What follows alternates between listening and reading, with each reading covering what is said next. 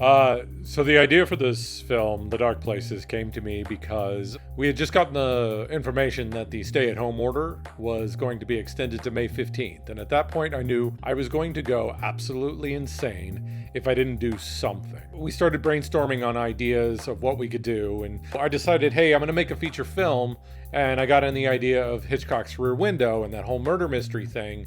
But given that we were trapped inside, I started thinking, what other kind of windows could we use? And the idea of chat windows came up, and that's how the whole idea of the movie came to be, using chat windows, using this group, trying to figure out who's the murderer, with that homage back to Alfred Hitchcock. My name is Jessica Record, and I play Liz Barrow in the exciting new thriller, The Dark Places. The restraints and the limitations of our filming process were so unique. I mean, to do an entire feature film from conception to wrapping principal photography in 3 weeks, there's no way this should have worked. Innovative filmmaking at its core. Just to think how you can't be in the same room with someone that you don't live with because we're under various stages of lockdown and quarantine and safer at home. Those physical limitations coupled with the time limitations, it's the breeding ground for creativity. Always. Creativity is always born out of problem solving, and we solved a lot. It was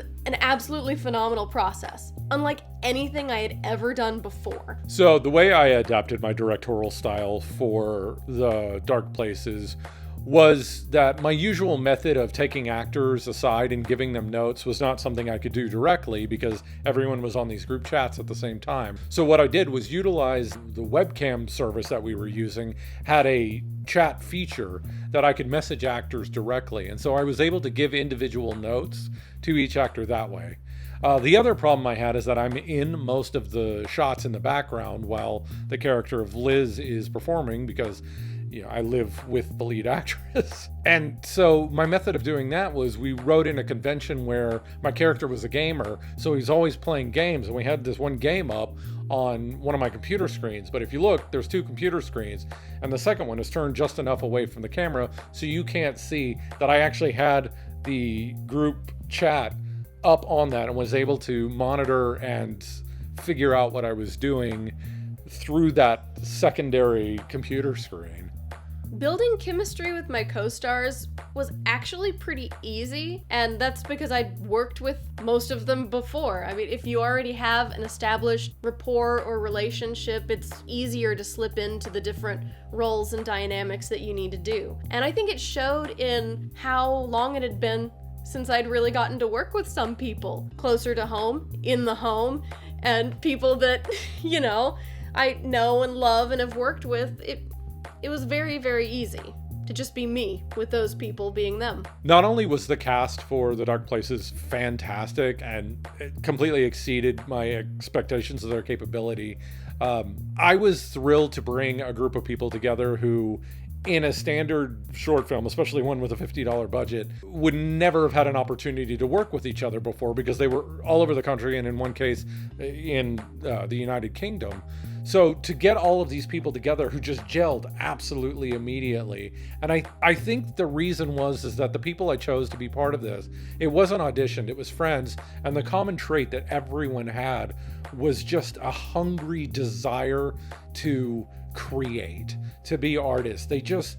Every one of these people, the minute I proposed this idea, wanted to be part of it and wanted to use it as their own personal outlet to express their creativity. So for that, it was just a fantastic experience.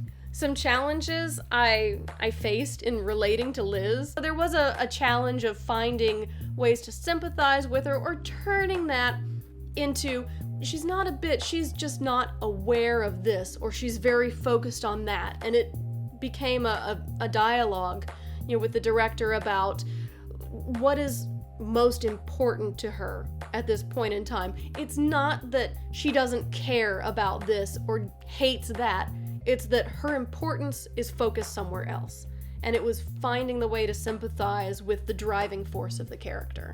The script for this, I am still flabbergasted on how the writer Amber Shaw was able to hammer out something so good and deep in such a short period of time based off of a seedling of an idea that I gave her. I gave her a bag of jigsaw puzzle pieces and a vague description as to the picture on the box, and she was able to put all 1,000 pieces together and make it beautiful. It's a testament to her ability, her training, and just truly her talent as a writer. I've known her since I was 15, and she just never ceases to amaze me.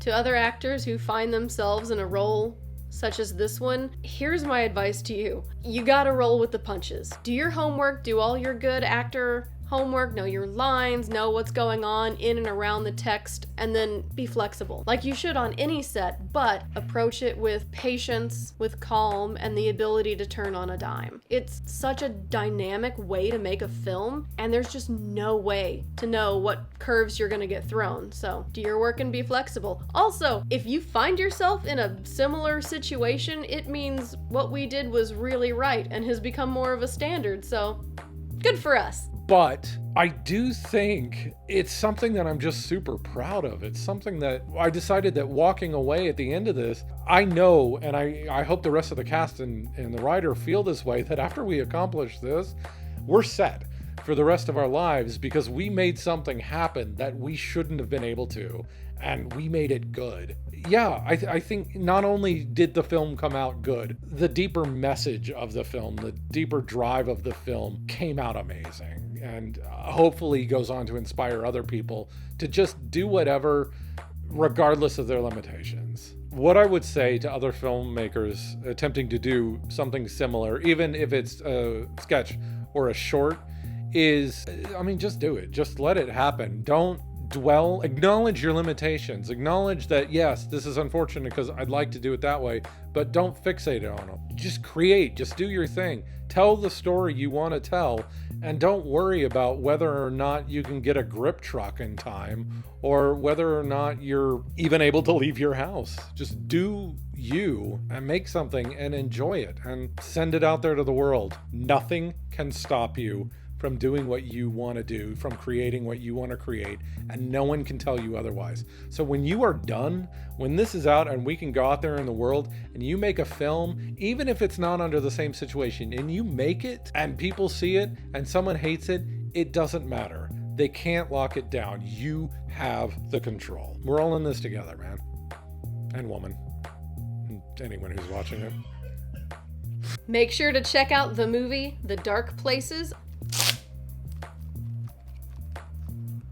Make sure to check out the movie, The Dark... Wow, really? Make sure to check out the movie, The Dark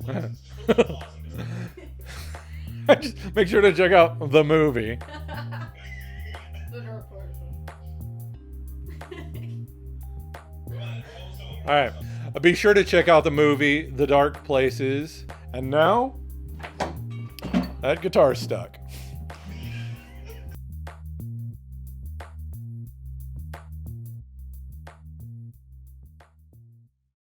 And now,